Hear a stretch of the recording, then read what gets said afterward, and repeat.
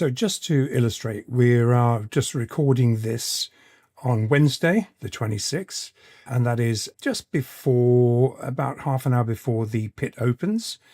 And there's some additional volatility at this point because the Chancellor in this country is just making their budget statement.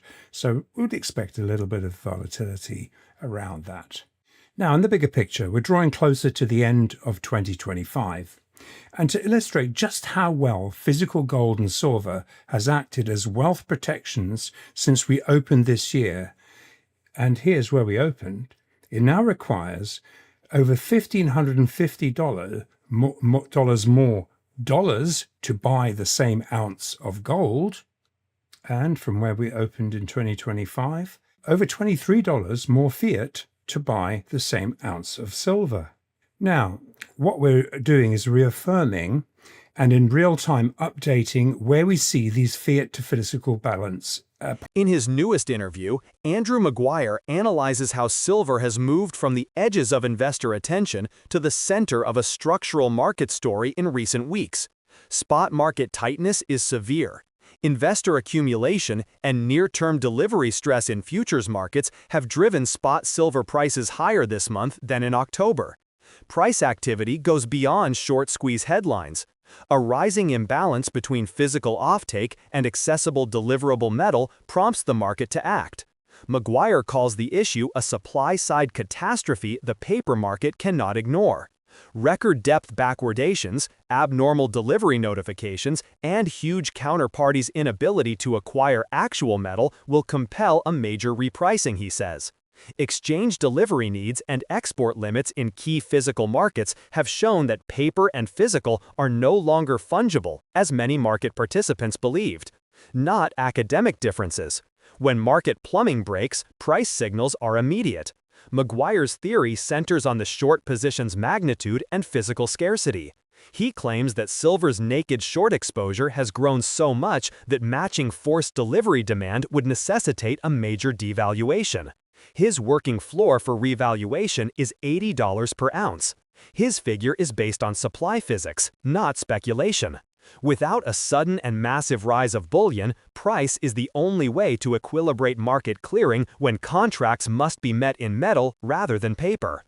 Recent reports of chronic backwardations and substantial month-to-date delivery notices support that strategy. Maguire discusses delivery statistics, BIS squared events, and where options compression will break price support in today's video. Stay to see him thoroughly deconstruct those mechanics and explain why.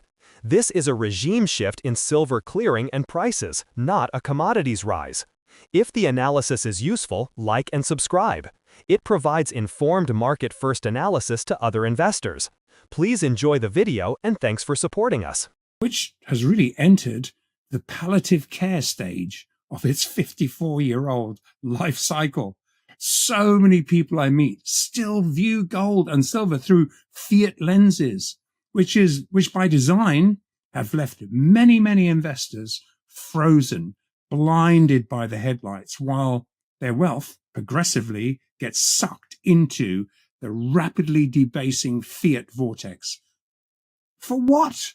Maybe because they were gaslighted by their cartel megaphone to wait for a cheaper fiat price, waiting to stack some physical while missing the opportunity of a lifetime and capitalizing on the very real, rapidly closing window to seek wealth protection, which is what this is all about. Seeking wealth protection before the real supply, demand, price, where offers to sell bullion in dollars is out of reach for ordinary people.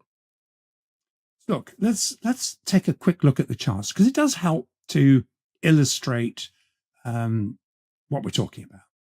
So just to illustrate, we're just recording this on Wednesday, the 26th, and that is just before, about half an hour before the pit opens.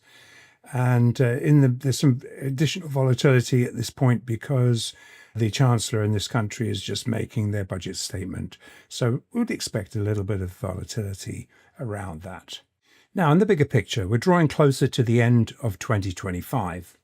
And to illustrate just how well physical gold and silver has acted as wealth protections since we opened this year, and here's where we opened, it now requires over $1,550 more to buy the same ounce of gold. And from where we opened in 2025, over $23 more fiat to buy the same ounce of silver. Now, what we're doing is reaffirming and in real time updating where we see these fiat to physical balance points as we move forward. Now, whereas it seemed a stretch at the beginning of the year to extrapolate the $2,900 opening price to $4,500, which was our original projection, now we've got lots of company with almost every single bullion bank looking at $4,500 to $5,000 gold in 2026. And bearing in mind, 2026 begins in just 5 weeks, and we're in sync with our very same reliable liquidity providers who are assessing a doubling of the gold price by the end of 2026. Now, we'll be tracking this closely and sharing this along the way.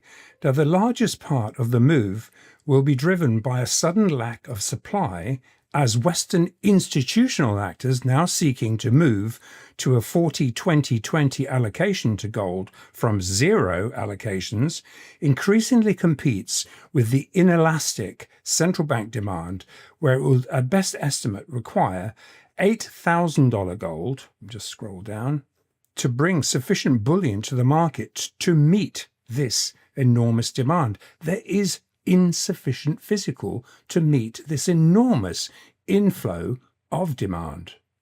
And not to leave silver out of the equation, as we've said before, the best consensus is $80 silver, and that is in the shorter term, not in further out, which really anticipate somewhere in the region of $140 to $200. So what we look at here is for stackers to be able to shake off the smoke and mirrors legacy market shackles and to join forces with every single central bank and sovereign investor now racing to exchange their rapidly debasing fiat currencies, treasuries, for real world zero counterparty risk bullion. There simply isn't enough above ground bullion to meet this demand at current prices. That's true for both gold and silver. In the interview, Maguire says options market pressure began much of the current price activity. To minimize losses, traders had to mark their positions to market, and some big players tried to drive prices down during the day. After that pressure lifted, the physical market took over. Then things got serious. The market must answer the real question when silver prices stop being held down by paper. How much metal is accessible now? When inventories are low, such adjustment is harsh. Rallies can start during these delivery intervals and accelerate when significant players buy physical silver or wait for delivery. Prices rise with both options. Maguire also mentions global events. China and other Asian markets are withdrawing more real silver from Western vaults. Exchange-traded items and long-term investors have stripped metal. Industrial demand is also steady. Thus, more silver is utilized, less is delivered, and mining supply isn't rising quickly enough to bridge the gap. That atmosphere makes squeezes and delivery stress more than just price spikes. It becomes a market event. Thus, Maguire believes $80 silver is a realistic projection. This number makes sense when physical demand, low inventories, and hefty short positions collide. So let's start with the first clue. The unprecedented backwardations. This is an action call and a massive opportunity to front run the next leg higher. Futures market backwardations to spot. What they do is telegraph the legacy December gold and silver futures prices, which we've just been tracking, have been physically mispriced. Now, hang on, this is the largest largest price-setting futures exchange globally, paper futures cash settled. So basically, these December contracts, which everyone looks to for a reference, have been physically mispriced. And while the spot market is influenced by these diluted prices influencing the local London fixes, where deliverable bullion can be sourced, because it's diluted with synthetically generated, unbacked 96% leverage COMEX supply, the exponentially larger global-facing T+1 deliverable, i.e., must be delivered under Basel III compliance rules. Anything that turns up at the fix must be T+1 deliverable, 1 day deliverable physically. So these T+1 spot market fixes, they ultimately determine a global market deliverable price, and it's underpriced. However, physical market liquidity has broken free of the West's toxic gold price concoction, that's all I can think it is, into the BRICS-centric SGE and international-facing SGEI physically settled trading hubs, where a competing real supply-demand price is fixed twice a day.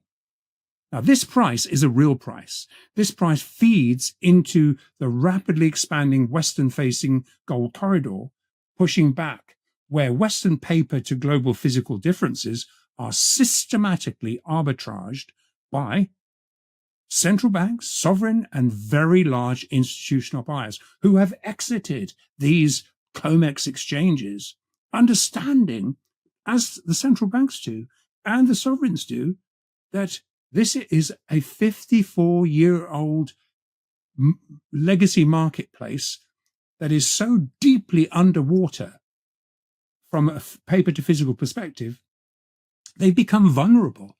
They're literally being targeted for this bullion. So what we're seeing is, when we see periods of backwardation, this activity to arbitrage these differences actively steps up. I mean, significantly.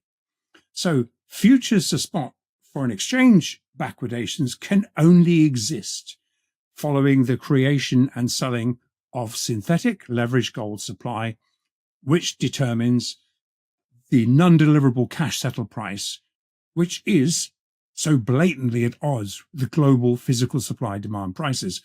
However, those that look purely are siloed within that COMEX exchange. A lot of US traders look at, and the speculators, momentum traders, chasing a dot up and down a screen, they don't see anything beyond that is the price to them. And it really is why they're wrong at both ends when suddenly they see, hey, hang on, what used to work doesn't work. So quite simply, the larger the size that I or anyone else or client wishes to buy, exponentially increases the price above the published prices, even the FX fixes, which are limited to 3 to 5 tons out of the 600 to 800 tons of unallocated gold that sloshes about. So if I want big size, then literally, you just literally index that and add the premium. So what people try and do is literally just take a nibble at it without taking too big an order, because what it does is exponentially push that price up. However, when you've got a price being set outside of the legacy market, it's almost irrelevant. So whereas the global-facing liquidity providers servicing very strong unleveraged physical central bank sovereign institutional demand, while they stealthily arbitrage these mispriced exchange for physical basis spreads, i.e.